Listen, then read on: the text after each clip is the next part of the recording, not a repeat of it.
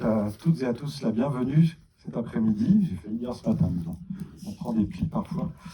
Alors que je viens de parler de repas. Une petite intro par rapport à ce thème. Peut-on changer le monde avec des livres? Thématique pour laquelle vous êtes venus cet après-midi et nous vous en remercions. Alors il est vrai que depuis des millénaires, l'écrit relate et témoigne de la vie des humains tout en participant à le transporter dans d'autres dimensions.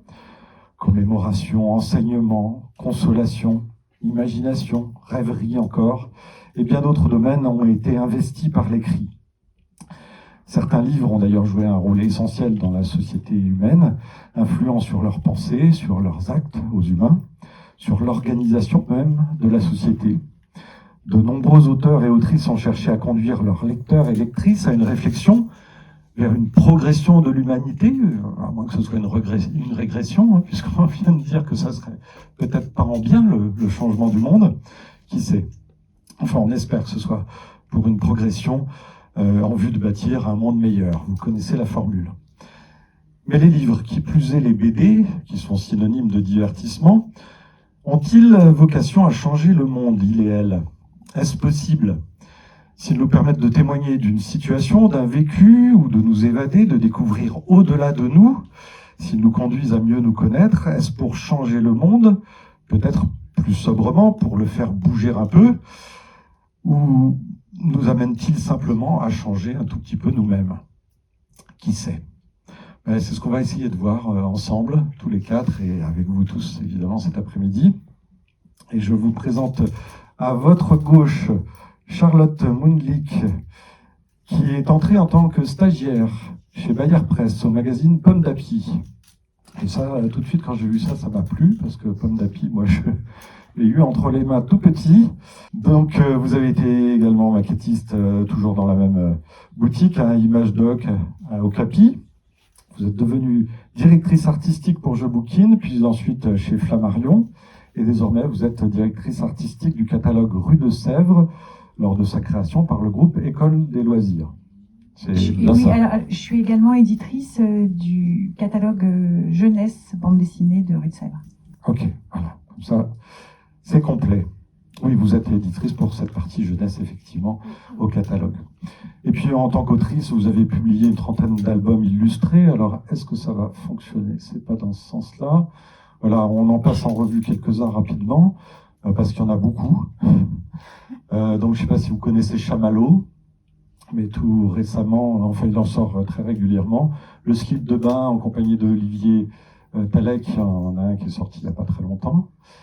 Donc, Chamallow, c'est avec Marion Billet. Ensuite, alors il y a des petits romans qui se lisent facilement, je vous assure, mais qui sont passionnants. Qui ne sont pas illustrés, ceux-là. Pas illustrés, oui. Comme ceux que vous avez ici. Lisez Petit Maboule, entre autres. Et puis, des parutions récentes en compagnie de Véronique Dess, c'est comme ça qu'on prononce son nom, oui. Je veux des lunettes. Quand j'étais enfant, j'en voulais pas, mais bon, les choses changent. Et puis, avec François Roca, à l'ombre de Barbe Bleue, par exemple. Tout récent, Fille de l'un, Fille de l'autre. Et puis, toujours en compagnie d'Olivier Talek, tout seul. Ça, c'est sorti tout récemment. Ça, c'est vraiment le plus récent. C'est le dernier. Okay. Voilà, donc, pour une petite présentation de Charlotte Mundlich, donc. Et puis, ah oui, j'ai oublié d'évoquer ça. Alors là, c'est un travail en tant qu'éditrice. Donc, 4 sœurs. Et puis aussi, de l'autre côté, Miss Charity. Enfin, on pourrait en citer une quantité d'autres encore. Voilà, j'espère que ça dresse un petit tableau quand même de votre travail. C'est parfait, c'est parfait. C'est que je suis très vieille. Hein. Mais moins que moi, c'est ça ce qui me dérange. Alors, Lorraine Meyer, au milieu. Bonsoir. Qui est... Oui, moi, ça me va bien. Hein. Elle s'est levée très tôt. Oui, c'est le changement de fuseau horaire, peut-être, depuis là-haut. Alors, là, au niveau de l'illustration, ça a été un tout petit peu plus simple pour moi, même si j'aurais peut-être pu trouver d'autres choses. Parce que Lorraine Meyer est illustratrice et directrice artistique dans la publicité. Mais je ne suis pas allé rechercher vos travaux, donc voilà, il faudra que vous fouilliez un petit peu. Vous étiez parisienne, mais vous vivez désormais à Amsterdam, Oui. D'où le décalage horaire conséquent. Vous êtes, dites-vous dans votre livre, féministe depuis 4 ans. Enfin, peut-être un petit peu plus maintenant, parce que le livre est sorti l'année dernière. Ouais. Donc voilà, vous avez publié cette première BD en 2022, Feminists in Progress. J'essaie de sortir mon meilleur accent anglais, c'est dur. Bien. Avec un sous-titrage important, Ouvrons les yeux sur le sexisme, et je pense qu'on va aborder cette dimension-là dans quelques instants, avec plein d'autres choses, une parution Casterman, vous le voyez là. Et puis Mathieu Burnia, alors pas de souci là pour le reconnaître, enfin je ne sais pas si vous l'aviez déjà vu, moi en photo, c'est tout. Mais là voilà, il est là. Je peux dire né à Bruxelles? Ouais, c'est ça. D'ailleurs on dit Bruxelles. Hein. On dit Bruxelles. Ouais, non, pas Bruxelles. Non, voilà, c'est bien dit. Ouais. Comme ici on dit... On dit Haneux aussi. Oui, mais on ne dit pas la Clusaz. D'accord, là c'est les détails que je... On dit la Clusa. Voilà. D'accord. Juste pour l'intégration. Hein. Alors, votre page Wikipédia dit que vous êtes passionné depuis l'enfance par le lien entre les arts graphiques et la narration. Depuis l'enfance. Wikipédia. Waouh. Vous connaissiez déjà ces mots-là? Non, alors cette fiche bio a été écrite après mon enfance. Ok. Vous avez un peu évolué dans le domaine du film d'animation, un peu beaucoup. Hein. Oui, je faisais des films en pâte à modeler, enfin comme Wallace et Gromit. Donc c'est du stop motion, des petites maquettes qu'on bouge, image après image. J'ai fait ça 7-8 ans. Je pense qu'ici, dans la capitale mondiale de l'animation, on doit connaître ça un petit peu quand même, j'espère. Alors, vous êtes en particulier auteur de BD à la fois didactique et de vulgarisation scientifique. On en évoquera un certain nombre. On va en afficher d'ailleurs plusieurs là. Alors, il y a des BD qui sont de fiction, comme Shrimp, c'est comme ça qu'on prononce? Shrimp, oui, c'est toujours la crevette. Oui, c'est ça. Et puis Trap, de l'autre côté, un petit peu plus difficile à lire. Alors, vous n'étiez pas tout seul pour ces 2 albums-ci. Et puis, il y en a d'autres, comme ceux que l'on voit là. La passion d'Oda Bouffant, sur la cuisine, à une autre époque, mais enfin, ça nous concerne toujours. Et puis, les illustres de la table, vous étiez dans la continuité, même si ces 2 livres ne se sont pas suivis, si mes souvenirs sont bons. Et puis, plus complexe, le mystère du monde quantique. Je veux dire que j'ai apprécié la lecture, mais que j'ai un peu tout oublié déjà. Et puis une mémoire de roi, plus récemment, et encore plus récemment, Sous Terre, où on navigue sous notre planète. Et puis Furieuse, là, vous êtes revenu à de la fiction. Quoique. Non, c'est bien la fiction Furieuse, la pure fiction. Pure. Ah oui. Sans aucune inspiration qui puisse venir de la science. On a voulu donner... Non, on a voulu... se faire plaisir avant tout, et absolument aucun élément didactique. Ok. Voilà, donc même si vous vous intéressez à la science, ça ne vous empêche pas de vous inspirer d'autres choses et d'écrire des récits d'aventure, de collaborer à Spirou d'ailleurs de temps en temps. Voilà, je précise que Furieuse a reçu la pépite bande dessinée au Salon du Livre et de la Presse de Montreuil. Oui, on est très contents. Ouais, bravo. Enfin, bravo à chacun d'entre vous pour tout ça. Ça nous donne de quoi lire. Donc la question qui nous est posée aujourd'hui, peut-on changer le monde avec des livres? Elle est très vaste, assurément. Et je dois dire que quand j'ai vu cette thématique-là, autant je suis prêt de temps en temps à relever quelques défis, et ça me passionne d'ailleurs de lire tout ça, autant c'est un sujet qui fait un petit peu peur. Donc on va essayer de voir sous quel angle on attaque le sujet, parce qu'il peut y en avoir de nombreux. Hein. Cette question, elle peut être à la fois pragmatique, philosophique aussi, poétique peut-être. Je ne sais pas ce que vous déciderez d'aborder comme aspect, on verra bien.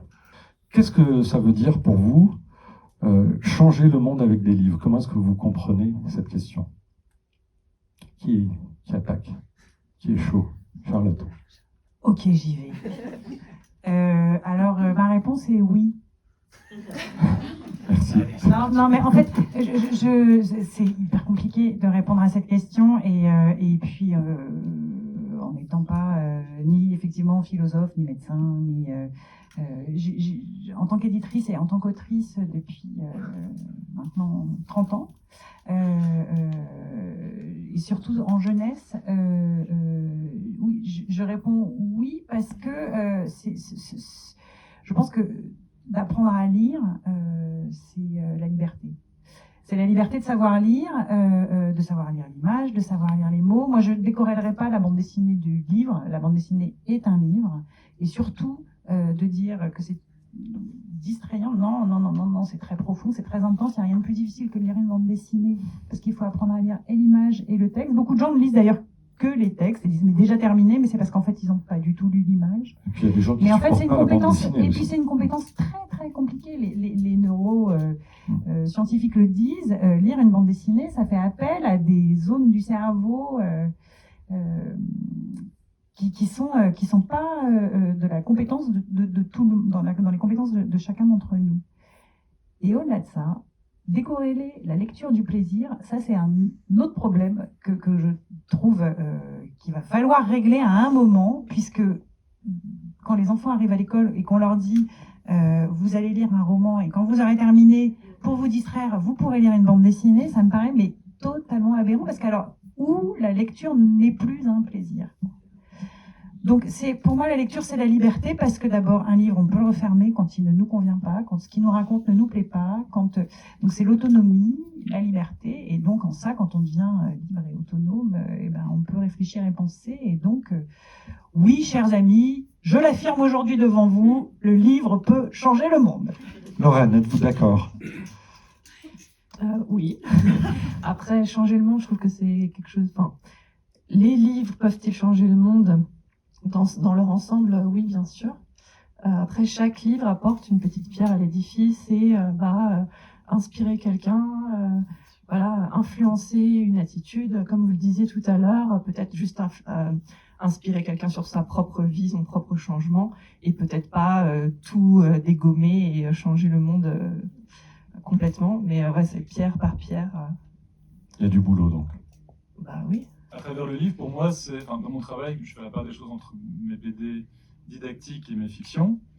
Et quand je fais une BD didactique, j'ai vraiment envie de convaincre le lectorat de ce que je veux lui dire, et que j'ai envie qu'il en sorte avec un bagage intellectuel supplémentaire. Donc en fait, c'est une petite mission que j'espère mener à bien, mais je pense le problème, peut-être qu'on pourrait y revenir, c'est que quand on fait des BD didactiques sur certains sujets, généralement, ceux qui vont s'emparer de ces livres, c'est un public déjà convaincu par certaines causes comme l'écologie ou le féminisme.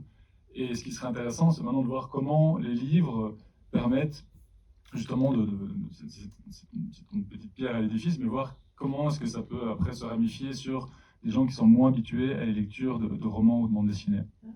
Je suis pas d'accord justement, parce que donc moi j'ai publié Feminist in Progress, et pour moi c'était vraiment pour les gens qui n'y connaissent rien et qui ont l'habitude peut-être de lire des BD et qui vont se dire tiens, une BD sur ce sujet-là auquel je connais pas grand-chose. Et par exemple sur la physique quantique, moi je connais absolument rien, et c'est plutôt pour ça que j'irai lire ton livre en fait.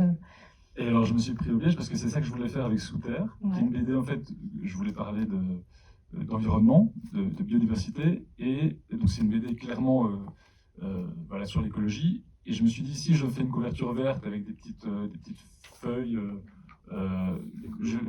écolo, clairement estampillé écolo, je risque de me couper d'un certain public, et j'ai voulu faire du coup une aventure qui se passe sous terre, où les gens ne se doutent vraiment pas que je parle finalement du sol et de la biodiversité.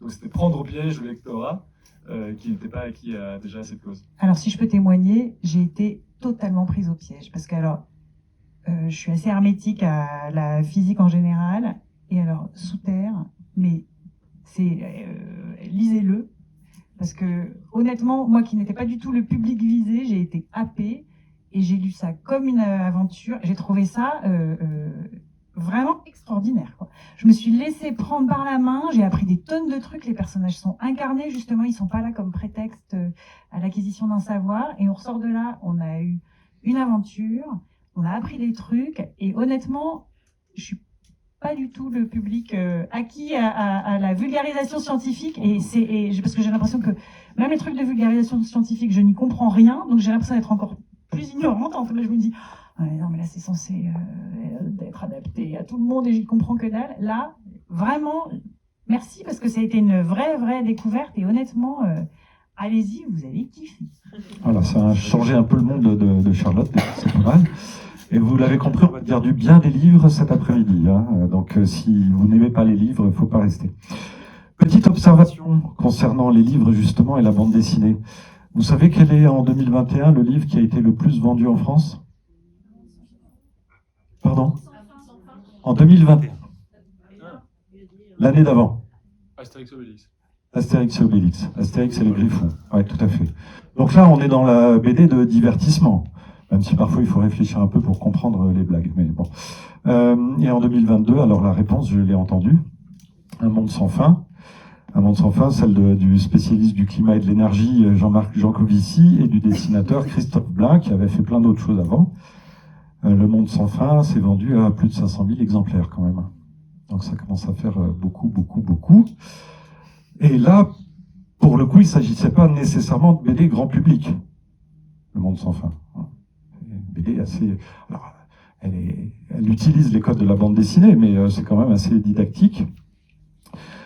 Au passage, petite ironie de l'histoire, je trouve, avec un petit H, c'est que Jean Covici a publié en 2011 un bouquin où il exposait déjà ses thèses, et ce bouquin avait pour titre « Changer le monde, tout un programme ».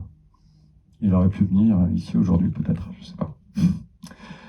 Alors, moi, j'avais de vastes questions, et comme le temps, de toute façon, va passer super vite, la suivante que j'aimerais vous poser, c'est quelle est votre perception de la place de la BD dans le monde du livre? Tout à l'heure, Charlotte, vous avez dit que, en fait, BD, c'est un livre, et puis il ne faut pas distinguer.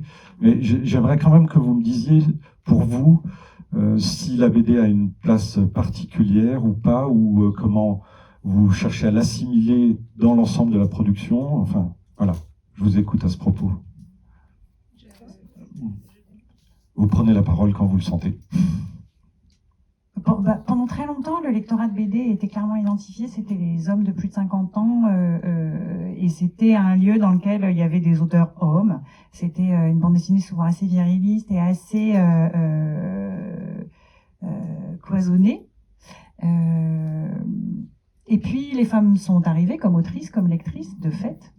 Et puis c'était aussi, moi je sais quand j'ai démarré, il y avait les gens qui faisaient de la BD, les gens qui faisaient de la jeunesse, les gens qui faisaient de la littérature, les gens qui faisaient de l'animation. Et puis l'acquisition des nouvelles technologies, les nouvelles générations qui sont arrivées, vraiment la révolution numérique a complètement fait sauter tout ça. Et maintenant les gens passent de l'animation à la littérature générale, aux livres illustrés, et vraiment les jeunes générations en ça ont fait tout exploser. Donc je pense qu'il y a encore quelques réticences. En jeunesse, on le sent très, très fort chez les parents d'enfants qui n'ont pas encore acquis la lecture, puisqu'ils se disent, si mes enfants commencent par lire de la bande dessinée, ils ne liront jamais. Donc la lecture, la bande dessinée pour les tout petits, c'est encore un monde un peu compliqué. Depuis peu, en France, on a quelque chose qui sont les listes de l'éducation nationale, qui sont les listes à destination des enseignants. Et depuis très peu, la bande dessinée a fait son entrée. Et donc, maintenant, peut être étudiée à l'école et plus bannie. Et on voit avec les jeunes professeurs des écoles qui connaissent la bande dessinée, mais parce qu'ils ont grandi avec. Et en fait, cette nouvelle génération... alors, ça, voilà, moi, je parle de la jeunesse, là. Hein, mais en tout cas...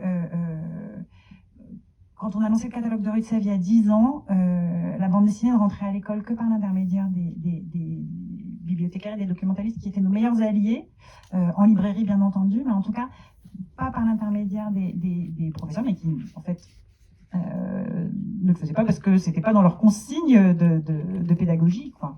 Et ça rentre, ça vient maintenant, donc moi je pense que vraiment la place de la bande dessinée, et on voit bien dans les apprentissages, justement parce qu'il y a de la bande dessinée didactique, parce qu'il y a de la bande dessinée politique.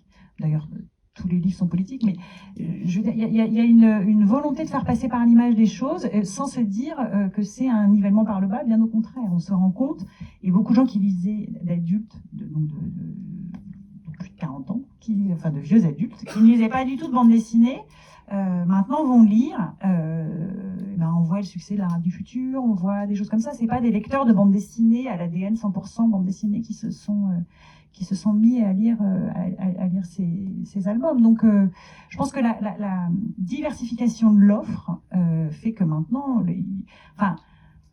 on trouve de la bande dessinée dans des librairies qui ne sont plus que des bandes dessinées spécialisées. On en trouve partout. Et donc, il me semble que ça devient une lecture tout à fait qu'on n'est plus obligé de cacher dans un Playboy. Heureusement. Et pour vous, Lorraine, qu'est-ce qui vous a conduite à choisir cet outil? Alors, moi je suis une grande consommatrice de bande dessinée depuis toujours. Et je trouve que par rapport à la littérature, enfin je vais revenir à votre question, mais juste pour compléter avec ce que disait Charlotte, par rapport à la littérature, par exemple, quand j'allais à la bibliothèque chercher un livre, genre La recherche du temps perdu, j'étais très contente de le trouver en BD, même si j'avais l'impression de tricher quand même pas mal, mais moi je me disais, yes, je vais savoir l'histoire, mais j'ai pas besoin de me taper les 2000 pages, donc ça c'est cool. Et au moins je sais à peu près de quoi ça parle et je peux, voilà, quand on me dit oui, La recherche du temps perdu, je dirais ouais, je sais ce que c'est. Donc voilà, et après il y a eu toute l'apparition de la BD didactique, effectivement, qui explique des choses très compliquées avec des mots, des images très simples, et ça va direct, en fait, ça passe direct, alors par le plaisir de la lecture qui existe en littérature aussi, mais par le plaisir des yeux, de regarder des dessins qui nous font plaisir, et on passe plus de messages, en fait, comme ça. Alors, juste on comprend mieux en plus, exactement. Et alors, moi j'ai une histoire un peu, qui a vraiment un lien fort avec cette question-là, parce que le livre que j'ai fait, à la base, je l'avais juste écrit.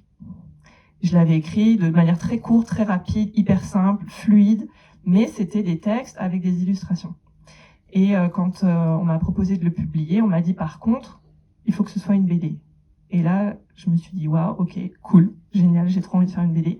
Sauf que ça, je suis passée d'un livre de, je sais plus combien ça faisait, 100 pages, à 250 ou 260 pages. Parce que, rajouter des dessins, ça a complexifié toute l'histoire que je racontais. Et il y a plein de petites choses qui passent dans les dessins que je pouvais pas raconter avec le texte, en fait. Donc, quand je vais représenter un personnage, la manière dont il va se tenir, ça va rajouter des éléments de compréhension à l'histoire. Et moi, je trouve que c'est un média parfait pour raconter des choses, des aventures, des trucs incroyables, de la fiction, mais aussi sur le didactique, sur expliquer des choses compliquées. Je trouve que c'est vraiment parfait. Et pour vous, Mathieu, quelle place à la BD? Alors, en ce qui me concerne, chez moi, il y a toujours une grande place, parce que maintenant, avant, j'en lisais beaucoup, et maintenant, c'est devenu mon métier. Et le problème, c'est que maintenant, ça fait 10 ans que je fais de la bande dessinée, et je n'arrive plus à lire de bande dessinée. Parce qu'après une journée de dessin, d'écriture, je n'arrive pas à me remettre dans ce même médium, et donc, pour l'instant, je préfère mater des séries ou lire des romans. Et du coup, c'est pas inintéressant, parce que ça impacte beaucoup mon travail. C'est que maintenant, je me dis, ok, moi, je suis auteur de BD, je sais pas écrire des romans, c'est pas le même travail. En BD, on scénarise aussi, mais c'est un scénario, on dialogue. Pour moi, ça s'apparente un peu plus au cinéma dans le travail d'écriture qu'au roman. Et je me dis, bon, moi je fais de la BD, qu'est-ce que je peux faire que le roman ne sait pas faire? C'est vraiment ces questions que je me pose à chaque fois, et c'est pour ça que je fais par exemple une BD muette qui s'appelle Trappe, où là en fait je montre qu'on peut raconter une histoire seulement en dessin, sans texte, et du coup le dessin est un moyen de communication universel, je trouve ça passionnant. Ou bien je fais des BD didactiques, parce que je pense que le support du dessin, ou inversement, le support du texte envers le dessin, enfin, cette manière dont le dessin et le texte s'opposent, pour moi, c'est un moyen de didactique incroyable. Ou bien je fais des BD sur l'art culinaire, parce que je me dis, mais voilà, j'ai envie de donner fin à travers le dessin, ce qu'on ne peut pas toujours faire à travers un roman, bien que, quoique, on peut le faire aussi. Mais donc, chaque fois, j'essaie de voir quels sont vraiment les moyens propres à la bande dessinée, propres à ce médium-là, par rapport au roman, mais aussi par rapport au cinéma. Et par rapport au cinéma, c'est clair, maintenant, là, je suis en train d'écrire une BD de science-fiction, pour lesquels ça demanderait des moyens incroyables si on devait l'adapter en animation au cinéma. Donc en gros, c'est vraiment, j'essaie de voir qu'est-ce que je peux me permettre que les autres ne peuvent pas faire. Et donc c'est en ça que j'essaie de voir en quoi ce médium a vraiment une particularité propre. Mais c'est avant tout à travers le didactisme. Il me semble qu'on est en train de confirmer le fait que la bande dessinée est sortie du pur divertissement, même si elle associe toujours cette dimension-là, mais le livre sans doute en général, hein, d'une certaine façon, il me semble. Ouais, je voudrais vous poser une question suivante encore, et il y en a plein, hein, donc il va falloir vraiment trier. En quoi est-ce que vous pensez que la BD peut faire avancer, par rapport à notre question initiale, la compréhension du monde et nous faire réfléchir sur les humains que nous sommes et sur la société que nous formons? Alors, je pourrais répondre à travers un album que j'ai fait, c'est donc Le mystère du monde quantique. C'est une bande dessinée où j'essaie d'expliquer les bases de la physique quantique. Alors moi, à la base, je suis pas un scientifique, mais ce qui m'intéressait, c'était la question sous-jacente, c'est une question métaphysique, c'est qu'est-ce que nous sommes en tant que matière. Donc la physique quantique, c'est la science qui s'intéresse non pas aux cellules, ça c'est la biologie, ni à la chimie, c'est plutôt les molécules. La physique quantique, c'est ce qui se passe dans les atomes et encore plus loin. C'est une science incroyable qui inspire même la science-fiction. Et moi, ce qui m'intéresse, c'est qu'est-ce que nous sommes, de quoi nous sommes faits.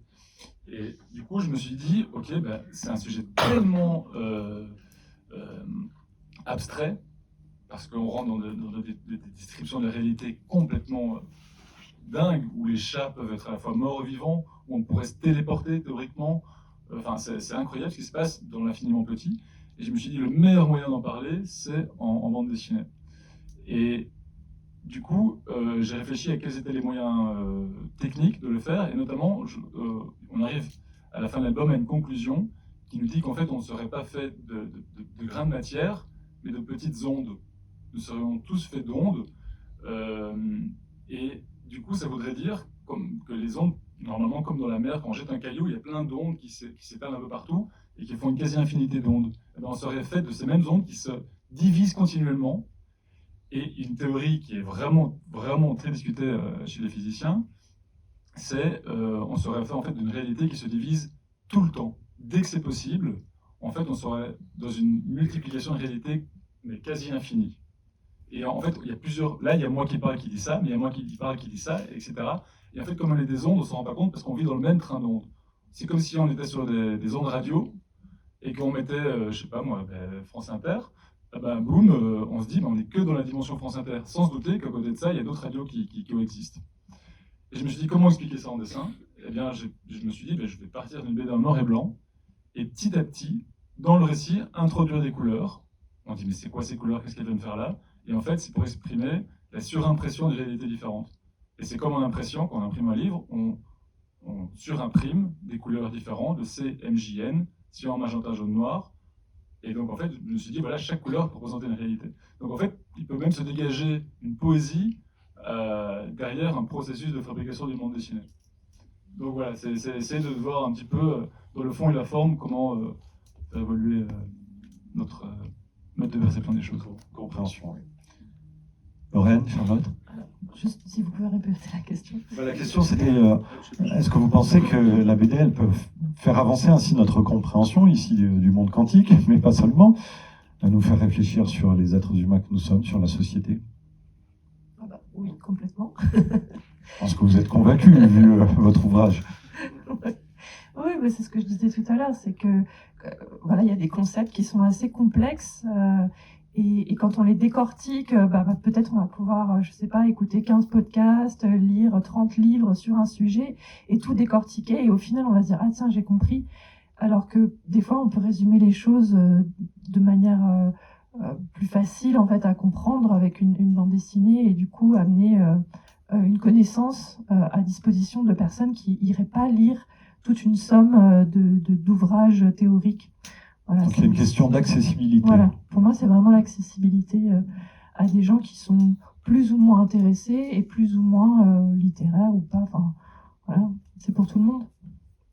Comme pour Proust. Exactement. Charlotte?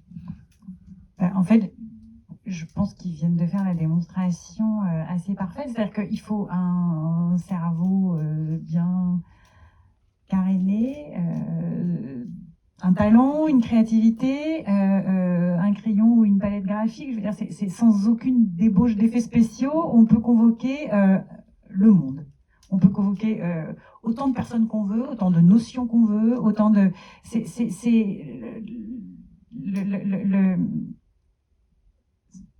à partir d'un être humain, on peut véhiculer un message monumental sans avoir à chercher des financements monumentaux, c'est brillant en fait.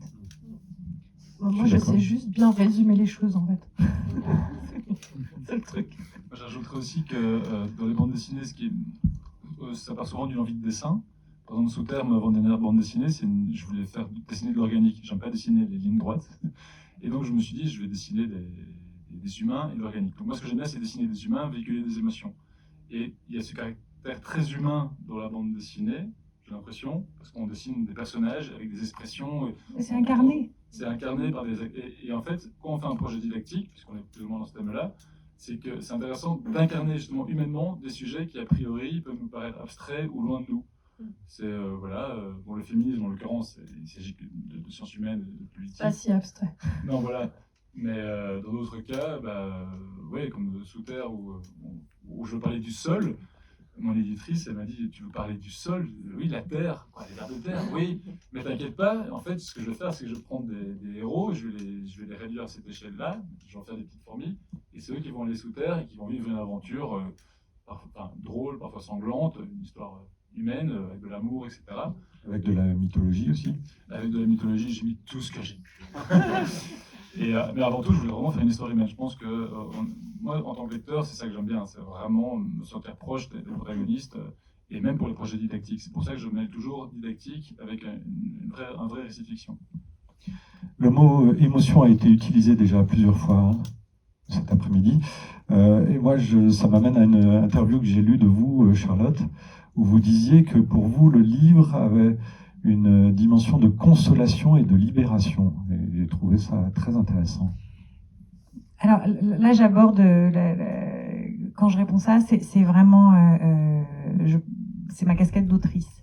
En fait, on m'a souvent demandé pourquoi j'écrivais que pour la jeunesse. J'écris pas du tout pour la jeunesse. J'ai écrit pour l'enfant triste enfoui en moi, auquel je m'adresse, et en essayant de le consoler et en espérant que, en consolant, dans cette tentative de consolation de cet enfant-là, peut-être le message sera suffisamment universel pour aller peut-être toucher l'émotion et le cœur des lecteurs.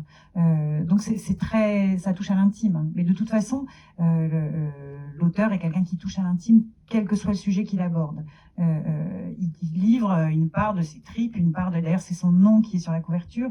Il prétend pas détenir une vérité, je pense. Enfin, il a quelque chose à raconter. Après, si ça touche les lecteurs, tant mieux. Mais oui, c'est vraiment... Et la lecture et l'écriture ont pour moi des vertus vraiment de consolation. Vraiment, vraiment.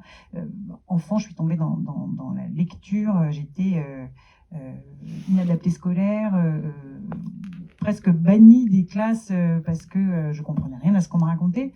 J'ai appris très récemment qu'en fait, j'étais dyspraxique et j'ai été rééduquée pour ça à l'âge de 50 ans, mais n'empêche que ces 50 années derrière et de maltraitance à l'école avec une mère instite, ça laisse des séquelles. Donc, ouais, la consolation, elle est là. Elle est là. Elle est pour l'enfant que j'étais, probablement. Alors, je vous propose un petit poil de poésie avec un poète, justement, un auteur français qui est mort il y a quelques mois, au mois de novembre dernier, Christian Bobin. Je ne sais pas si ce nom vous dit quelque chose. Mais voilà ce qu'il dit dans un de ses livres. « Les vrais écrivains sont des sourciers, des guérisseurs. La main magnétique de celui qui écrit se pose sur le cœur à nu du lecteur, résorbe la fièvre, change le sang en eau. » Je ne sais pas si vous vous appropriez cette citation. C'était quelqu'un de très modeste, je me rappelle. Bah, il parlait pas forcément en fait, de lui, je suis mais pas il était fan dans ce de, monde-là. je suis pas fan de les vrais écrivains. C'est quoi les faux écrivains? Voilà, c'est juste. Je n'ai pas les éléments de référence. Mais les écrivains tout court, peut-être. Mais les vrais écrivains sont peut-être des hommes aussi, parce que... Alors, là, vous avez suivi, j'espère. Bon, comment est-ce que parce que là, moi, je faisais un lien direct avec la dimension de consolation, et puis, chez moi, ce qui m'anime est d'abord d'ordre émotionnel, que ce soit la tristesse ou la joie, ou la colère, etc., etc. Et quand une bande dessinée me parle de cette manière-là, j'ai tendance à l'apprécier. Je ne sais pas si là vous partagerez cet avis-là, mais je me dis donc, du coup, ce qui permet de changer peut-être, c'est ce canal-là. Qu'en pensez-vous?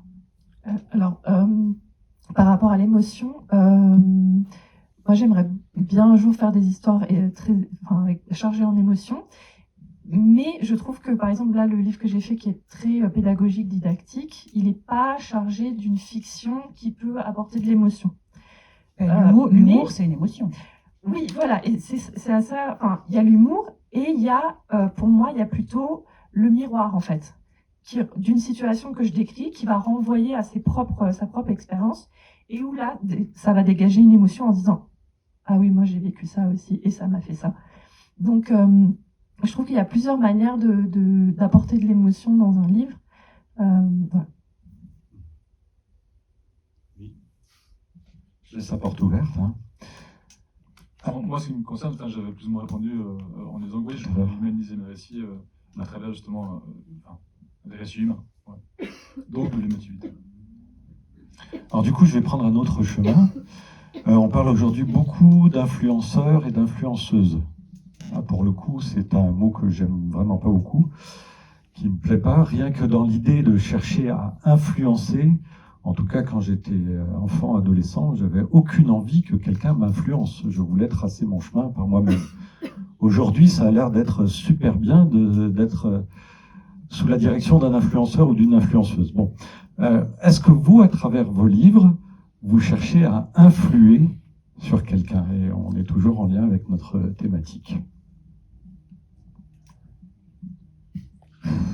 Non. D'abord, je pense qu'il faut encore faudrait-il avoir le pouvoir de le faire. Là, je parle comme autrice du coup. Hein. Non, parce que moi, ce qui m'intéresse en fait, c'est pas d'apporter une réponse, c'est de poser une question. Alors après, à chacun de trouver sa propre réponse. Alors, je donne un peu quand même ma réponse, mais c'est vrai que moi, je suis pas du tout dans le didactique, quoi. Donc, je pense que pour en revenir à l'émotion, ce qui fait l'émotion, c'est l'auteur. C'est l'auteur, c'est qu'il y a, dans un livre, il y a un auteur au cœur d'un projet, et c'est sa propre émotion qui va rejaillir, mais que ce soit dans ton livre, Lorraine, ou Sous terre, ou c'est la personnalité de l'auteur qui fait que, en fait, personne ne peut s'approprier une histoire, c'est le point de vue, là où on se place, qui, on espère atteindre, qui compte, et je pense que de prétendre détenir une vérité qu'on va pouvoir asséner, ça me paraît un peu périlleux en fait, et un peu dangereux même comme pensée. Après, si on rend accessible des choses compliquées comme ce que Mathieu a su faire dans Sous terre, et je vais peut-être essayer la quantique, mais bon, ça fout un peu la trouille. C'est super parce qu'en fait, je trouve que chacun peut s'approprier, il y a plein de portes d'entrée, qui font que, et puis c'est une matière vivante le livre, donc on peut à 8 ans trouver une question à laquelle on a envie de donner une réponse, on le relit à 15 ans, ce sera pas la même, parce que l'expérience, la vie font que, et à partir d'une même base, à chaque étape de sa vie peut permettre une perception différente de ce qu'on nous propose. Lorraine, Mathieu, vous cherchez à influencer? Moi, je suis pas contre le mot influenceur. En l'occurrence, le livre que j'ai écrit et dessiné, c'est quelque chose d'assez politique, en quoi je crois profondément. Donc, mon but était clairement d'inspirer et donc d'influencer. Je pense que quand on est touché par quelque chose, ça nous influence et c'est pas grave. Je pense que le plus grand influenceur, c'était quand même Jésus-Christ. Tiens, je n'attendais pas celui-là. Non, mais c'est vrai parce que. Mais je partage quelque part. On connaît toute sa vie, hein, dans pas mal de détails, les apôtres. Et, sous 4 angles différents d'ailleurs. Non, mais dans le sens que voilà, quand on s'identifie à quelque chose ou à quelqu'un, on est influencé et on est influençable, et je trouve que c'est bien après d'avoir soi-même son recul personnel et d'en faire sa propre histoire, mais on est toujours inspiré et donc influencé. Pour moi, enfin, les deux vont de pair en fait. c'est que le terme maintenant est devenu, à mon sens, assez péjoratif parce qu'on parle des influenceurs sur les réseaux sociaux.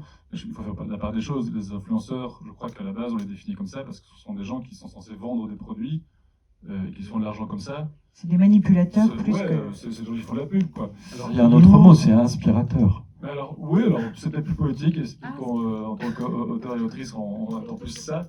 Mais moi, en ce qui me concerne, c'est une déformation peut-être de ma vie. Je suis très mauvais pour ça, mais j'ai tendance à vouloir un petit peu trop peser mes arguments, mon point de vue, et pas vouloir écraser les autres, mais j'ai tendance à trop penser que j'ai raison, sans et parfois ça peut traduire aussi dans mes livres qui sont assez vindicateurs.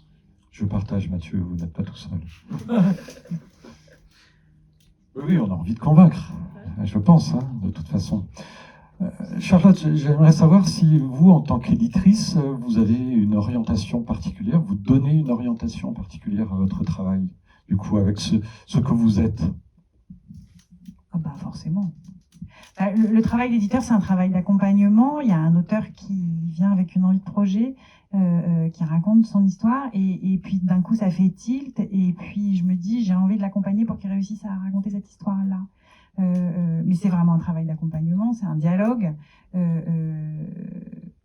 Je me substitue jamais au travail de l'auteur en tant qu'autrice, d'ailleurs. Et je suis très bien ce que dit Mathieu, c'est-à-dire que le travail de scénariste, c'est pas du tout le même que le travail de romancier. Donc je me dis jamais qu'est-ce que j'aurais écrit à sa place, ça m'intéresse pas du tout, ça n'a aucun sens. C'est son nom qui sera sur la couverture à la fin. En revanche, quand un auteur reçoit son livre et m'appelle pour me dire c'est le livre que je voulais faire, je me dis bah mission accomplie. Ouais, j'ai en main le livre que je voulais faire, et je me dis bah mais influencer un auteur ou j'ai même assez peu l'habitude de provoquer un auteur sur un sujet. Dans le cadre d'une conversation où un auteur me parle de quelque chose qui lui plaît, je lui dis mais ça t'amuserait pas, ça t'intéresserait pas de le faire en BD. Mais jamais je vais passer une commande en disant bah, tiens toi tu vas faire ça parce que je pense que je me sens absolument pas légitime pour le faire, quoi. Donc non, le cœur du catalogue et le début de notre catalogue chez Rue de Sèvres, puisque j'étais là vraiment à la création, et en plus j'étais pas éditrice avant, donc en plus j'arrivais sans formation vraiment, même si je travaille dans l'édition depuis longtemps, donc j'avais pas d'habitude, pas de réflexe. J'y suis allée de manière très intuitive. Et l'idée, c'était, il faut un auteur au cœur du projet, quel qu'il soit, et un auteur qui porte en lui quelque chose et qui a envie de raconter. Et moi, si je peux l'accompagner en ça, voilà, mon travail, il est là. Mais initier un projet, le faire germer, oui, mais quand je sens que la graine est déjà un peu présente, quoi. Alors vous avez les deux casquettes, donc d'éditrice et d'autrice. Est-ce qu'il y a une interaction entre les deux? Est-ce que d'un côté rejaillit sur l'autre? Comment ça se passe pour vous? C'est ce que je disais, je me mets jamais à la place de l'auteur. Et même quand moi j'ai une éditrice ou un éditeur, je me dis pas comment je m'éditerai à sa place. Ça n'a aucun sens en fait. Non, je pense que justement le fait de m'être mise à écrire assez tard, et moi je suis quelqu'un qui vient de l'image, donc j'étais vraiment le fait d'avoir et sur l'image et sur le mot, en fait, d'avoir gardé toutes ces casquettes-là, finalement, puisqu'en tant que directrice artistique, j'influe sur l'objet, pour le coup. Là, c'est une compétence qui peut être technique. Non, là où je pense, je peux être un gain de temps pour les auteurs, c'est en tant qu'autrice, sur les auteurs que j'édite, c'est sur justement la compréhension de leur vie quotidienne d'auteur. D'abord parce qu'en plus, il se trouve que je vis avec un auteur illustrateur à la maison. Je sais ce que c'est que le quotidien d'un auteur. Et que quand un auteur se blesse, que quand un auteur a un souci personnel, que c'est une matière tellement intime que tout vient influer sur son travail. Et que de dire à un auteur, tu me l'as promis pour le 12, le 13, je t'envoie les huissiers, ça n'a aucun sens. C'est-à-dire que on peut absolument jamais, dans l'édition, faire abstraction de l'humain. Ça fait partie, alors sans être maternant, sans être... on est forcément dans une écoute de ce que vit l'humain qu'on a en face de soi. Et puis c'est un travail tellement difficile, la bande dessinée. C'est 18 mois, 2 ans parfois 5 ans tout seul à une table. Et je remarque d'ailleurs que les auteurs de bande dessinée se blessent et ont les mêmes blessures que les sportifs de haut niveau. C'est des blessures au dos, c'est des blessures dans les membres qui s'engourdissent, c'est les yeux, c'est parfois des tachycardies, des choses comme ça. Et en fait, ça nécessite d'avoir un confort. Et je pense que... Je voudrais que tu redises ces mots à ma compagne, pour qu'elle me comprenne un petit peu. Parce qu'elle, elle est menuisière, elle dit que c'est pas Non, mais bien c'est ce que je physique. fais, mais moi, C'est physique après une quand même, journée hein, sur mon ouais, c'est siège, ça. Là, Mathieu, je crois que c'est enregistré, donc vous pourrez lui transmettre, pas de problème. j'aimerais Bon, bien. et après, dans les négociations aussi, c'est-à-dire qu'il y a des demandes des auteurs que moi je trouve tout à fait légitimes parce que je sais ce que c'est, quoi. Je sais ce que c'est, je sais ce qui reverse, je sais ce qui... Et je pense que du coup, en ça, je suis ce qui paye comme charge. Hein. Quand je dis ce qui reverse, c'est ce qui paye comme charge derrière. Je le sais, ça. Et je peux moi aussi avoir une forme de pédagogie dans une discussion. On en parlait tout à l'heure sur la négociation des contrats et des choses comme ça. C'est jamais c'est une négociation, c'est pas un bras de fer et c'est pas la loi du plus fort. C'est on négocie et on arrive.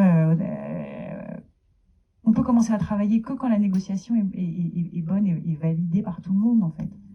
Si l'auteur commence un album avec un caillou dans la chaussure et en se disant je suis pas assez payé, ça va pas aller, ben c'est une souffrance. L'idée c'est quand même que on fait quand même un beau métier, donc si on peut le faire, et puis c'est tellement de temps que voilà, il faut que ce soit fait. Je suis très bavarde en fait. Malheureusement, il y a encore des auteurs qui souffrent, je crois. Il y a énormément d'auteurs Ouais. qui souffrent. Non, mais bien sûr. Ah non, mais ça, évidemment. Lorraine, je me tourne vers vous maintenant. On va échanger pendant quelques instants par rapport à votre travail à vous. Est-ce que par rapport à ce livre, vous vous étiez fixé des objectifs et est-ce que vous avez un peu évoqué le fait que c'était écrit au départ et ensuite c'est devenu une bande dessinée. Comment est-ce que vous avez cherché aussi à casser les codes peut-être à travers ce livre-là pour transmettre ce que vous aviez envie de transmettre? Les codes de quoi? Les codes habituels de ce type de sujet ou de la bande dessinée, je ne sais pas. Est-ce que vous avez eu envie? Peut-être pas, j'en sais rien. J'ai pas tellement l'impression d'avoir cassé les codes. En plus, c'est mon premier album, donc j'ai pas pris énormément de... Enfin, j'ai pas pris des risques, en fait. J'ai fait vraiment ce qui me semblait le plus naturel et le plus facile. Peut-être que j'ai un peu cassé les codes parce qu'il n'y a pas de case, déjà. C'est vraiment une discussion. Enfin, pour moi, le plus important, c'était qu'il y ait un flot de lecture qui soit le plus agréable et le plus logique possible. Donc, c'est vraiment là-dessus que j'ai porté mon attention. Après, moi, je suis graphiste et directrice artistique, donc j'ai conçu ce livre de manière très... Alors voilà, avec ce point de vue-là aussi, en me disant, les couleurs, il faut qu'elles parlent. Par exemple, il y a du bleu, du jaune, du rose. Le bleu pour les garçons, le rose pour les filles, le jaune entre les deux. Carrément. Ouais, mais aussi parce que voilà, c'est des couleurs un peu sympas, un peu mignonnes, qui attirent l'œil, qui sont un peu tendance en ce moment. Et moi, je voulais vraiment que ce livre, ce soit, je le dis souvent, mais que ce soit un genre de cheval de Troie, quoi, que les gens le prennent entre les mains, se disent, ah, ça a l'air mignon, c'est sympa. Ils l'ouvrent et puis bam, on C'est balance pas du si mignon contenu. que ça, en fait, ouais. Voilà, on balance du contenu. et voilà, et que les gens soient happés par cet aspect esthétique ou visuel. D'ailleurs, il y a des dessins qui sont surprenants. Enfin, on voit de tout maintenant, c'est vrai. Mais il y en a Comment quelques-uns ça qui sont affichés à Bonlieu, là, pour l'expo Sevrier BD. Des choses que je dessinais quand j'étais enfant. En général, on me tirait les oreilles. Si je dessinais ça à vous, vous y allez carrément. Enfin, ils sont... Ouais, par exemple. Bon, en Alors, fait, les elles sont organes très génitaux. mignonnes. Très mignonnes. Voilà, le masculin, le féminin. Oui, ça fait partie pour moi des questions voilà, de genre qui font partie du féminisme, donc ça a sa place évidemment. J'ai censuré les organes génitaux de Freud quand même, parce que on m'a dit que ça se faisait pas. C'était trop moche. Je voulais faire des blagues. Et bon. Alors, il se trouve en plus, Lorraine, que vous avez créé avec une copine, Tiffen, si mes souvenirs sont bons, Oui, un book club féministe à C'est ça, Amsterdam, voilà. en français en plus. Oui. Vous osez tout, franchement. Expliquez-nous. Il se trouve que j'habite à Amsterdam. que j'ai présenté mon livre à la seule librairie française de toute la Hollande qui s'appelle Le Temps retrouvé, et que j'ai fait la connaissance de la libraire qui est géniale, qui s'appelle Tiffaine, qui est aussi autrice, et qu'on s'est super bien entendu, et on avait fait une petite table ronde après la dédicace, et puis on a vu qu'il y avait plein de Françaises, de Français qui venaient, qui étaient intéressés par le sujet, qui avaient envie d'en parler, qui avaient un vrai besoin de communiquer sur le féminisme, sur le sexisme ordinaire, sur les violences conjugales, sur ce qui se passe après la maternité, enfin voilà, sur plein de sujets qui étaient liés au féminisme. Et du coup, on s'est dit, ben tiens, on va faire un book club. Donc tous les mois, on se retrouve sur un sujet en particulier et on n'impose pas un livre, on n'impose pas une lecture, on propose juste aux personnes de venir avec un ouvrage. Ça peut être aussi un podcast ou un film qui a trait au sujet, et puis en fait après on discute, et ça nous fait beaucoup de bien, et ça nous rassemble sur souvent des questions qu'on vit, quoi, des questionnements qu'on a dans nos vies de tous les jours. Des fois ça part sur des choses un peu plus philosophiques. Donc les femmes sont bienvenues. Et les hommes aussi. Et les hommes aussi. Ouais. Tous poilus. Toutes et toutes poilus, ouais. Ok. Ah oui, effectivement, on en a tous. Hein. UES, et puis voilà, il y a des débats comme... je crois que ça c'était une illustration justement pour un rendez-vous spécifique. Oui, là c'était vraiment... Alors là c'était en non-mixité pour le coup, c'était un atelier d'écriture féministe sur la sororité, donc voilà. Voilà, si vous souhaitez en savoir plus, il y a le livre, et puis il y a la possibilité de rencontrer Lorraine aujourd'hui, et puis pendant tout le week-end. Mathieu, parlons encore un petit peu plus de votre style de BD qui mêle donc souvent aventure et science, sans rien enlever à la dimension ludique. Moi, c'est quelque chose qui me marque, vous vous êtes un peu expliqué là-dessus, mais on trouve beaucoup de BD dans plein de registres différents, et parfois on a l'impression d'ouvrir un dictionnaire. Avec vous, c'est pas du tout le cas.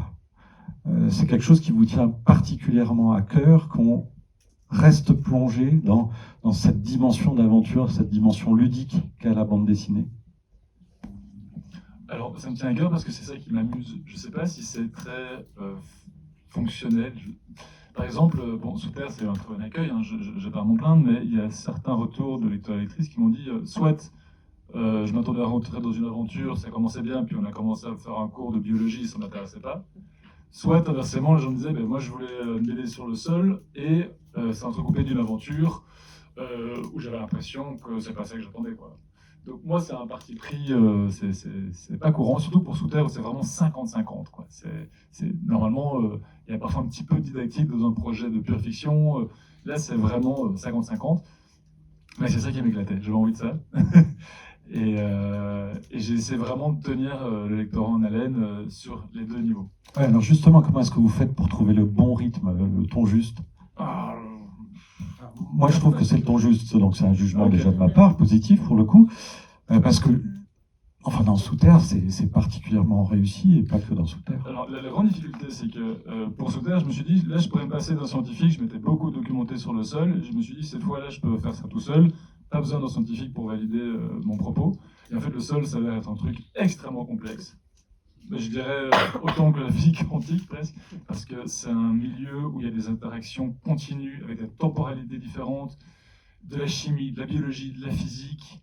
C'est vraiment, et il faut essayer de tirer de toutes ces informations vraiment ce qui va être essentiel pour le public, pour le faire comprendre au public, l'importance du sol. Donc moi, ce qui m'importait, c'était d'expliquer que la biodiversité, c'est hyper important, et qu'avec l'agriculture conventionnelle, on n'est pas intensif, parce que la permaculture fait aussi de l'agriculture intensive, mais donc conventionnelle, c'est-à-dire le labour, le fait de retirer la matière organique du sol, petit à petit, ça appauvrit le sol, ça accélère la salinisation, l'érosion, etc. Donc, et je me suis dit, c'est un sujet essentiel. Pour moi, c'est vraiment l'avenir de l'humanité va reposer là-dessus. On parle beaucoup d'eau, on parle des bassins pour retenir l'eau. Tout ça, c'est les questions du sol. Le sol a aussi des nappes phréatiques qui retiennent naturellement l'eau. Donc, bref, c'est un sujet extrêmement vaste. Et je me suis dit, finalement, j'aurais quand même besoin d'un scientifique pour m'aider juste à y voir plus clair, pour qu'il me dise, voilà, ça, il faut en parler. Et donc, il m'a aidé à structurer juste le point de vue scientifique. Et je ne me rappelle plus de votre question, du coup. Il y en avait plusieurs. Est-ce que vos BD, vous les qualifieriez d'éducatives? Oh, éducative, non, parce que là, ça a un côté très ouais, professoral. Donc, moi, j'aime bien dire didactique. Je ne sais pas si c'est le bon mot, mais c'est comme ça que j'ai décrit. Dans le cas de Furieuse, c'est pas le cas du tout, mais par contre, on voulait faire une fiction féministe. Bon, on est deux mecs, donc on essaie de faire du mieux qu'on a pu, et d'essayer d'incarner une héroïne qui ne soit pas, qui ne réponde pas au modèle classique de l'héroïne de bande dessinée. C'est-à-dire soit c'est une 5-10 touches qui en fait qui porte pas grand-chose, qui est un petit peu victime et qui ne sait pas trop comment évoluer dans le monde, soit à l'opposé, c'est une forme de Xena la guerrière, une femme surpuissante qui aurait des attributs soi-disant positifs de la masculinité que sont la force, le courage. Le courage, pour moi, c'est une qualité, mais avoir de la force et se montrer être le plus balèze, pour moi, c'est pas spécialement une grande qualité, et c'est pas ça que je voulais conférer à notre héroïne. Donc en fait, notre héroïne, c'est qui? C'est une fille assez normale, donc qu'on essaie de faire drôle, qui est du répondant, mais pas plus que ça, et qui veut juste qu'on lui foute la paix. Donc en fait, c'est une fille mal normale. parti, hein. Pardon? C'est mal parti. C'est très mal parti pour elle, donc c'est vraiment une fille, ouais, c'est ça, c'est une fille normale, et comme je dis souvent, qui est propulsée dans un univers qui, lui, est extraordinaire. Et comment elle va réagir par rapport à ça? On va lui donner des outils pour se défendre par rapport aux hommes malveillants qui vont survenir dans le récit, et on va voir ce qu'elle va faire de ces outils aussi. Et donc ça nous a permis de nous poser plein de questions, mais à travers un récit assez foldingue. C'est l'heroic fantasy avec des monstres, avec des rois de princes, de la violence. Voilà, donc on a voulu se faire plaisir et mettre une petite dose de féminisme, mais encore une fois, ça, ce sera peut-être à l'oreille d'en juger après. Oui, ben, Moi, j'aime beaucoup que tu dises se faire plaisir en mettant du féminisme. Je trouve ça génial. Oui, et puis moi je pense que le féminisme, en l'occurrence, est aussi un combat masculin. Tout à fait, bien sûr. ah oui, ça c'est. Oui, j'ai posé la question tout à l'heure de savoir si au club il y avait la possibilité que les hommes viennent. Si, oui, c'est j'ai un demandé ça. Ah oui, bien sûr. J'espère bien que c'est ouvert à tout le monde. Non, Je mais m'en fous effectivement, de ça. on m'a beaucoup posé la question, on m'a dit, mais vous êtes deux mecs, ouais, et vous voulez vous emparer du sujet. Si c'est que 50% de l'humanité qui le fait, on n'ira pas très loin. Alors, j'aimerais un petit peu avoir le retour et comment vous l'évaluez de vos lecteurs aux uns et aux autres, aux unes et aux autres. Comment est-ce que, par rapport à notre question initiale, hein, par rapport à l'idée de changer, peut-être pas le monde, mais de changer des personnes, d'amener des personnes à avancer pour aller un petit peu plus loin par rapport au terme. Est-ce que vous avez, lors de rencontres, eu ce ressenti-là, que vous aviez accompagné des personnes, que vous les aviez aidées à faire un pas de plus? Alors, moi, oui, très concrètement. C'est vrai que les gens, ils viennent alors dans les salons ou sur Instagram, mais je reçois énormément de messages de gens qui me disent, alors principalement des femmes, hein, bien sûr, mais qui me disent merci énormément parce que vraiment j'ai réalisé des trucs où ça a changé des choses, où je l'ai fait lire à mon mec et il a compris ça, où j'ai même un mec qui est venu et qui m'a dit oh, j'ai complètement changé depuis que j'ai lu votre livre, vous pouvez demander à ma femme, elle était là. Oui, c'est vrai. Et j'ai trouvé ça Bien génial. soumise, la femme. Non, elle était vraiment d'accord et je trouvais que c'était incroyable et ça donne un sentiment de joie et de force incroyable de se dire qu'on a pu, on dit aujourd'hui empouvoirer ces personnes, et c'est formidable. Autour de lecteurs, quel est votre échange, partage avec eux? J'ai pas eu autant cette chance. Moi, je rêverais mais c'était plus tard qu'un physicien ou une physicienne vienne me voir pour me dire qu'il avait fait de la physique quantique grâce ou à cause de moi. Parce qu'on devient fou avec ces sujets. Il me semble effectivement. Et vous, Charlotte? Quand on est en jeunesse, on va beaucoup dans les classes en fait. Donc les enfants ont lu les livres et moi une fois il y a un enfant qui m'a dit que c'était la première fois qu'il avait lu un livre qui lui avait plu. Voilà, ma journée était faite, même mon année, voilà, ça suffisait quoi. Et puis c'est des échanges absolument merveilleux en fait. Aller dans les classes et échanger avec les enfants, c'est un retour sur investissement multiplié par 100 000. Non mais vraiment, c'est avoir accès à... Un jour, j'étais en dédicace à un salon, et il y a un petit qui s'approche, et puis il ouvre le livre, et puis il me regarde, il me fait... T'aurais pas le même, mais avec juste un tout petit peu moins de mots par page. Et il l'a quand même pris. Et je lui ai dit, bah non, je suis désolée, mais tu vois, il y a des images aussi. Et il l'a quand même pris. Je me suis dit, ouais, courageux, quoi. C'est une raison pour laquelle, moi, c'est dans le roman du Frère de la Jeunesse, c'est qu'en dédicace, quand on accueille les enfants, c'est magique. Ils sont impitoyables. drôles, impertinents, mais souvent aussi complètement timides. Et ça, c'est la grande récompense. Et en plus, on peut leur dire, en classe, moi, souvent, je leur dis, est-ce qu'il y en a à qui ça n'a pas plu? Parce que ça m'intéresserait de savoir, et c'est pas du tout un problème, allez-y. Et ils se lâchent. Mais c'est super, quoi, parce que ça fait partie aussi ça plaît pas à tout le monde, et heureusement, quoi. L'idée, c'est pas d'être consensuel. Donc, si ça vient provoquer des conversations, c'est des échanges merveilleux, quoi. Donc l'échange est essentiel.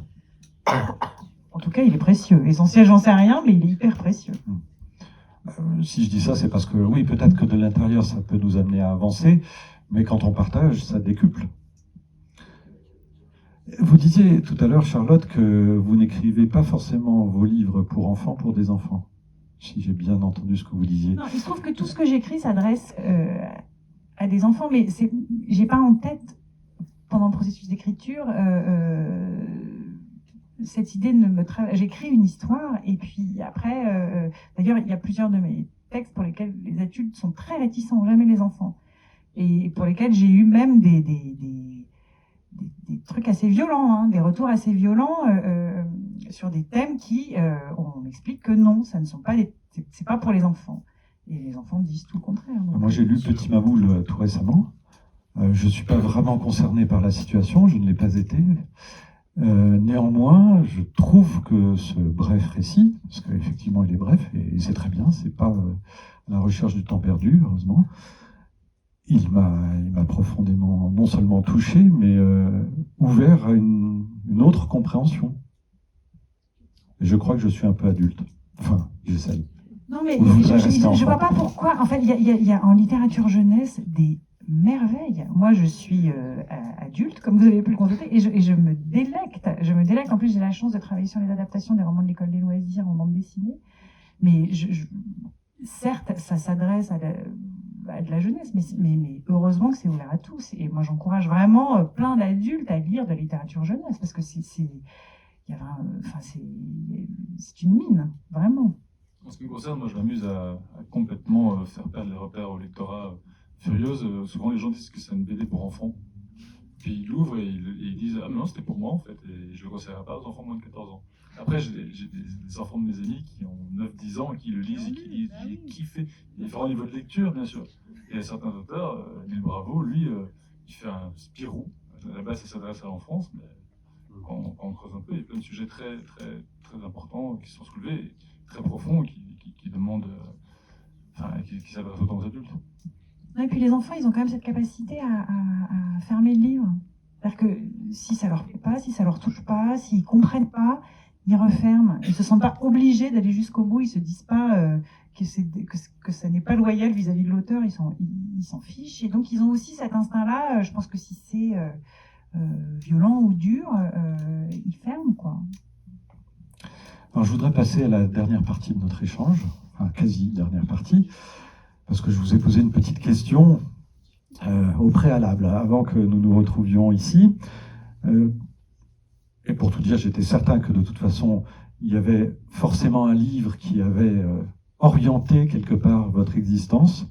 Alors Mathieu ne m'a pas répondu, c'est pour ça qu'il Il fallait répondre par mail. C'était possible. C'était une invitation, mais pas obligatoire. Mais ça va être maintenant, Mathieu, par contre, là c'est sûr. Ok, j'ai le temps d'y réfléchir. Oui, parce qu'il y a Charlotte et Lorraine, pardon, qui vont passer juste avant, donc ça permet de réfléchir un petit peu. Alors, avant qu'on arrive à la question, je voudrais relater juste une interview de Riyad Satouf, parce que dans l'émission La Grande Librairie, je ne sais plus, c'était sur France 5 ou France 2, il y a environ 6 ans, il y avait une petite capsule qui s'appelait justement « Le livre qui a changé votre vie ». Et Riyad Satouf s'était exprimé sur le fait qu'en ouvrant petit, alors qu'il savait apparemment même pas lire encore, un Tintin, c'était les secrets de la licorne, il s'était dit, mais mince, il y a quelqu'un qui fait ça derrière, moi je veux faire la même chose. Donc pour lui, le livre qui a changé sa vie, ça a été Le secret de la licorne. Alors Charlotte, est-ce que vous pourriez nous dire quel est le livre qui a changé votre vie ? ou indé, en tout Ouais, cas. alors, j'ai trouvé ça tellement difficile qu'en fait, cette question m'a fait rire toute seule dans le cheminement de la pensée. Parce qu'en fait, s'il y a vraiment un livre qui a changé ma vie, c'est le Becherel. Vraiment, ça a complètement changé ma vie. Beau roman. Voilà, et du coup, je me suis dit, c'est marrant parce qu'alors après, comment je suis tombée dans la littérature? Qu'est-ce qui à un moment a été pour moi un vrai choc littéraire? Et vous allez voir le niveau. C'est les liaisons dangereuses. Et je me suis dit, du Becherel aux liaisons dangereuses, finalement, il n'y a qu'un pas. Ce livre-là, j'avais Folio 15 plus ans. classique, Non, mais j'ai sans choisi blague. sa couverture. Ce livre-là, j'avais 15 ans. J'étais une grande lectrice. Et d'un coup, c'était tellement contemporain. Il parlait de féminisme, de l'éducation des femmes, du double sens. Et je me disais, mais c'est complètement gossip, c'est complètement... D'ailleurs, il y a des adaptations qui continuent encore maintenant. Et ce livre-là, enfin, je me disais, c'est écrit par un homme qui parle beaucoup des femmes. D'ailleurs, j'ai appris depuis qu'il avait écrit ensuite un petit essai sur l'éducation des femmes et éduquer les femmes. Il était quand même assez militant pour l'époque. Et surtout, ce que je trouvais hyper drôle, c'était le double sens à chaque fois. C'est-à-dire que quand l'un lisait quelque chose de sacré, l'autre y voyait de l'érotisme. J'ai trouvé que c'était un livre torride, méchant, mais pas que. C'était voilà. Et en fait, c'est surtout cette idée d'intemporalité d'une œuvre qui traverse le temps. Et ouais, il y a eu un vrai choc littéraire. Mais peut-être moins que le Becherel. Vous vous rendez compte, vous êtes en train de m'amener à devoir le lire, là. C'est embêtant, ça, quand même. Ah, mais je ne fais pas de prosélytisme, hein. Je parle de mon propre choc littéraire. Moi, j'ai vu quelques passages du film de Stephen Frears, ça m'a pas donné envie du tout. Mais présenté comme ça, c'est intéressant. Lorraine, à votre tour. Oui, donc, pareil, la question, j'avais plein de livres en tête. Voilà, entre la mythologie grecque, Colette, des choses comme ça. Et puis bon, il y a quand même un livre qui très concrètement a changé ma vie. Et voilà, c'est encore sur le domaine du féminisme. Désolée, mais je parle d'autre chose des fois. Hein. Je parle pas que de ça dans la vie. Mais bon, voilà, en l'occurrence, on est là, je suis là pour ça. Le livre qui s'appelle Ainsi soit-elle de Benoît de Groult. Ça a été vraiment ma révélation, quoi. C'est un livre qui a été écrit dans les années 70. Et qui parle de féminisme et de l'histoire du féminisme. Et en fait, moi qui ne me disais pas féministe avant, j'ai vraiment lu ce livre et je l'ai refermé en me disant, ok, ça c'était dans les années 70. En fait, il y a toujours 90% des problèmes, ils sont toujours là. Ça m'a vraiment ouvert les yeux, quoi. J'aime bien dire qu'on met des petites lunettes de féminisme et c'est ce qui m'est vraiment arrivé. Donc voilà, ça a changé de ma vie. Dans ce sens où ça m'a vraiment sensibilisée à cette question-là, mais aussi où du coup j'ai fait une BD et du coup je suis en train de réaliser mon rêve. Voilà. Alors moi je me suis permis de rajouter un petit oui. quelque chose, puisque c'est une autrice, Qu'a-t-elle ? une écrivaine aussi, qu'a-t-elle, ainsi soit Benoît de Groult, bouquin qui est dans la directe continuité de celui de Benoît. Oui, du coup, la Qu'a-t-elle, elle écrit en fait des biographies de femmes célèbres et elle a donc écrit une biographie de Benoît de Groult. Donc c'est plus pour comprendre qui était Benoît de Groult puisqu'elle est décédée. Mathieu, vous avez eu le temps de réfléchir? Il y en a trop. J'ai fait comme Charlotte, j'ai refait le film de ma vie là, dans ma tête, en partant par les Roald Dahl, en passant par les livres illustrés, etc. Mais autant, je me suis dit, là, je vais m'arrêter sur un livre où c'est pour être un conseil de lecture, parce que je l'ai lu dernièrement. Je m'adresse plutôt du coup au lectorat adulte. C'est un manga qui s'appelle Vie de Mizuki, écrit par Shigeru Mizuki.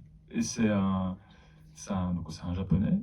Donc c'est la bande dessinée japonaise, les mangas, tout simplement. Ça s'adresse plutôt aux adultes. Et c'est quelqu'un qui raconte, il a décidé vers l'âge de 85 ans d'écrire sa biographie. Et c'est en 3 tomes chez Cornelius. Ce type avec une vie de dingue.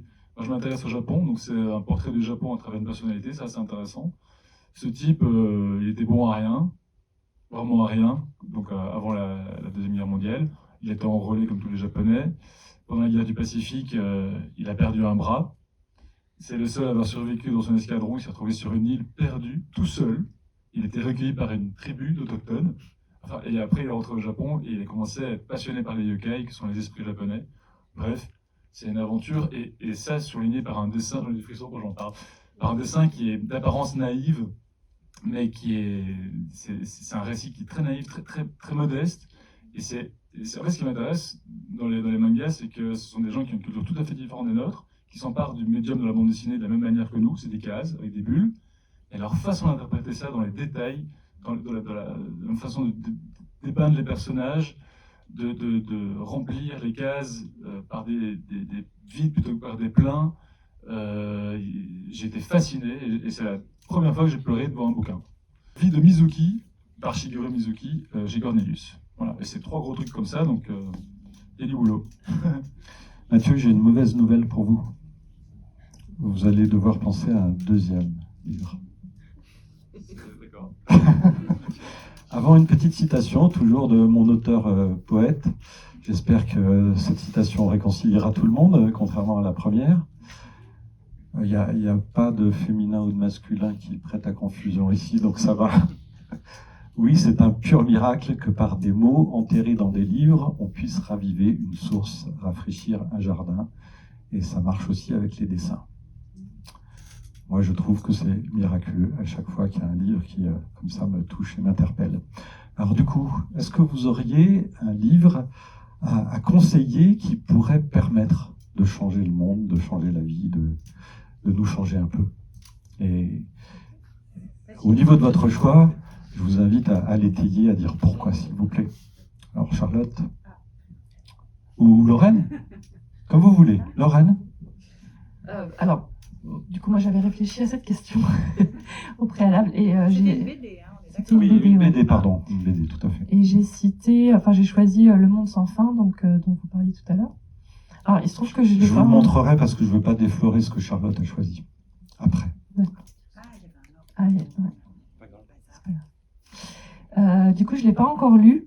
J'ai juste lu quelques pages, mais voilà, en voyant tous les retours et le nombre de personnes qui l'a acheté, et puis bon, ben voilà, ça parle d'écologie. Je me suis dit qu'il y avait un vrai impact qui était en train de se passer et que si c'est le livre le plus vendu en 2022, ça veut dire que vraiment ça doit impacter un nombre de gens tellement important que forcément ça va changer les choses. Et débattre aussi. Et débattre, ouais. Parce que le propos sous-jacent, c'est que si on continue à vivre selon ce modèle-là, il faudrait préserver avec le nucléaire. Donc il y a un débat. Aussi, Ah, voilà. d'accord. Ah, il y a un débat autour de ce livre. Je là, vais, ouais, je vais tout à le fait. lire. Effectivement. C'est assez clivant. Oui, parce que Jean Covici, effectivement, est un assez fervent défenseur du nucléaire par rapport aux autres sources d'énergie. C'est une grande question. Hein. Voilà, donc intéressant parce que ça permet effectivement d'avoir un échange approfondi. Charlotte, qu'avez-vous choisi? Ce que je considère être vraiment comme un chef-d'œuvre, voilà, La légèreté de Catherine Meurice. Pour ceux qui ne l'ont pas lu, Catherine Meurice est rescapée des attentats de Charlie parce que son réveil n'a pas sonné. Alors il se trouve que je connais un petit peu Catherine et que elle m'a dit après, je laisserai plus jamais personne me dire qu'être en retard est un défaut. Ça lui a sauvé la vie, mais en même temps, ça lui a brisé la vie aussi. Et elle a été dans un état... elle a tout perdu. Elle a perdu ses amis, certes, mais elle a perdu sa capacité à créer, sa capacité à ressentir des émotions positives. Elle a perdu une partie de sa mémoire. Elle était dans un état, ce qu'on appelle un choc traumatique, mais puissance. C'était une déflagration pour la société en général et pour les proches en particulier, bien évidemment. Son monde s'est écroulé. Et ce qu'elle raconte dans La légèreté, j'en ai des frissons parce que c'est une renaissance dans la quête de ce qui, au-delà des livres, peut sauver le monde, la beauté, la culture. Elle va aller chercher la beauté.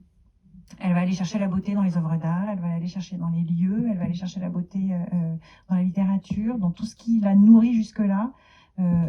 Et en fait, cette idée que la culture véhiculée par le beau, par les auteurs, incarnée, peut sauver le monde, moi c'est quelque chose qui me fait vivre aussi, c'est-à-dire que d'aller au théâtre, voir des gens qui ont des choses à dire, aller voir du spectacle vivant, aller voir des danseurs, aller voir et des jeunes troupes, des jeunes comédiens, des jeunes auteurs. Vraiment, elle va chercher les anciens, mais cette communion entre ce médium de bande dessinée qui peut être considéré comme un art neuf, et cette recherche et cette quête de beauté à travers des œuvres perpétuelles. La sortie de cette torpeur, elle lui a permis de recréer à nouveau, et c'est même dans son travail, elle s'autorise de la peinture, elle s'autorise une gestuelle, enfin, voilà, c'est un livre bouleversant et que, voilà, qui, je pense, peut changer la perception du monde, parce que quand on a vécu ce qu'elle a vécu, trouver une porte de sortie comme celle-là, une fenêtre, c'est assez encourageant pour l'état du monde. J'adhère pleinement. La légèreté chez Dargaud, de Catherine Meurice, le choix de Charlotte, le choix de Lorraine, Le Monde sans fin, chez Dargaud aussi, on n'a pas fait exprès. Hein. Si quelqu'un de chez Dargaud veut nous donner des bouquins, moi je les prends. Mathieu, une petite idée? Non, aucune. Vraiment. Non. Ah là, j'ai réfléchi. Ah bah, oh mince. Non, c'est pas celui-là. Non, rien ne vous vient? En bande dessinée, honnêtement, pas de... Mizuki, Ouais, mais je l'ai cité, lui, c'est fait. il y a 3 volumes, tu dis. Ouais, le volume 2, tiens. Un inspirateur? C'était ton livre aussi. Alors, je vais le faire. Pour changer le monde. Ayez Non, mais pour le positif, c'est que en tant qu'auteur-autrice, j'ai l'impression qu'on est tous beaucoup doutés. Mais ce qui fait qu'on continue à créer, c'est aussi une sorte de confiance qu'on a en nous, du potentiel qu'on peut offrir pour la suite. Donc c'est peut-être le roman à venir, du coup. On l'attend avec impatience. Alors évidemment, il existe des listes diverses et variées. Vous pouvez en trouver un peu partout, sur Internet ou ailleurs. Vous avez certainement votre propre liste. N'hésitez pas à la partager. Et puis, ce que je vous propose de partager maintenant, c'est la parole. Est-ce que vous auriez des questions à poser à nos invités pendant les minutes qui nous restent? Est-ce qu'il y a des choses qui vous titillent, sur lesquelles vous aimeriez rebondir maintenant? Oui, c'est vrai que la question, elle est hyper dure. Déjà, je voudrais dire que je suis entièrement d'accord avec Charlotte et que La légèreté, c'est un des livres les plus dingues que j'ai jamais lus de ma vie. Qui s'en dégage une chose d'une force incroyable. En fait, on lit ce bouquin, on sait plus trop où on est. Pour moi, c'est vraiment un chef-d'œuvre. Et sinon, on en a discuté hier soir et je me suis dit, oh tiens, j'aurais répondu quoi, moi Et je pense que j'aurais dit Persépolis, en fait. De Marjane Satrapi, qui ne fait plus de bande dessinée, malheureusement. J'espère qu'elle a trouvé son bonheur ailleurs. Mais j'ai trouvé que ce bouquin-là, quand il est arrivé dans les années 2000, moi, c'était ma première année de libraire. Et je suis tombée sur ce truc. Et je me suis dit, ça peut être ça aussi. C'est tout simple, c'est en noir et blanc, c'est d'apparence sobre, ça parle d'un sujet hyper triste. Et est-ce que ce truc, ça va quand même m'embarquer quelque part? Et totalement, parce qu'en fait, j'avais envie d'être trop copine avec cette petite gamine qui avait son badge Michael Jackson sur sa veste en jean, là, qui faisait de la provoque. Donc, moi, je suis assez tentée de dire Persépolis, et sinon, je valide 1000 fois aussi Vide Mizuki et tous les Mizuki et presque tous les Cornelius au passage. Je sens que je vais être obligé de lire Mizuki. Oui, tu vas voir tout à l'heure. Je vais passer à la On fera une librairie. interro après. Écrite ou orale? Alors moi, ça va être plus court. Hein. C'est le livre Le cœur des femmes. C'est sur la gynécologie, enfin la maltraitance gynécologique. Et voilà, ça m'a ouvert les yeux sur cet aspect-là. Et comme pas mal de bandes dessinées ont pu me toucher sur des sujets auxquels je n'avais pas été confrontée. Avec une très bonne J'ai adaptation oublié l'autrice. Quel est son nom? de la BD. Le cœur des femmes, oui. C'est Aude Millot. Mais c'est adapté Ah oui, de Aude Marc Millot. Lavoisier. D'autres propositions? Ou questions? Ou personnes qui souhaitent s'exprimer, tout simplement? Bah, et la tienne. c'est vrai que c'est difficile de choisir un bouquin. Moi, je sais qu'il y a un livre qui m'a énormément touché, et là, je ne vais pas réussir à retrouver l'auteur. Je sais que Vincent l'aime énormément aussi. C'est l'auteur de Habibi, C'est Craig Ah, Thompson. Craig Thompson. Craig Thompson, et le titre du livre, Blankets. Ah, Blankets, ouais. Fabuleux. Enfin, pour moi, je me suis retrouvé dans ce bouquin d'une façon assez incroyable, avec une qualité de dessin aussi assez incroyable. Enfin, j'ai trouvé que ce qu'il aborde dans ce livre-là touche tellement à l'humanité, alors peut-être un peu occidental quand même, mais de façon globale, que ça m'a traversé, ouais, et transpercé. Allez, on y va, carrément. Moi, je pensais à Mouse aussi. Ah ouais. Pareil. Bah ouais. Surtout qu'il est interdit dans certains États des États-Unis à cause de la nudité des souris qui sont nues dans les douches. Non, mais à chaque fois qu'on interdit, les gens achètent, c'est bizarre. Mais c'est quand même juste délirant, quoi. Et il continue à disséquer des grenouilles nues, du coup, au labo, à l'école. Non, je pense pas. Ou alors on leur met des petits strings. On leur met des petits strings. Moi, je voudrais finir avec une toute petite histoire, parce que j'aime bien les histoires. Je ne sais pas si ça vous parlera, mais si ça vous parle pas, c'est pas grave, moi ça me fait plaisir. Il se trouve que cette petite histoire, c'est une histoire juive, mais qui vient en fait d'un pays dont on parle beaucoup et à juste titre en ce moment. Un pays qui se trouve en Europe. Avant, là-bas, c'était la Pologne. Ensuite, ça a été apparemment la Russie, et aujourd'hui, c'est l'Ukraine. Il y a des juifs un peu partout dans le monde, vous le savez, et voilà cette histoire-là d'un juif qui voulait changer le monde et qui se demandait par où commencer. Le monde est effectivement si vaste. Je commencerai par le pays que je connais le mieux, le mien, mais il est énorme, mon pays. Bon, je commencerai dans la ville qui m'est la plus proche, la mienne. Mais elle est grande, ma ville. Je la connais à peine. Soit. Je commencerai par ma rue. Non, ma maison. Allez, ma famille. Bon, ben, tout compte fait, je commencerai par moi-même. Et si notre thème était peut-être un tout petit peu ambitieux aujourd'hui, peut-être que ce changement, il commence par nous-mêmes, et peut-être que les livres qui nous parlent permettent ça. Merci beaucoup, Charlotte, Lorraine, Mathieu, d'avoir Merci. partagé cet après-midi. Fabrice. Merci beaucoup. Merci.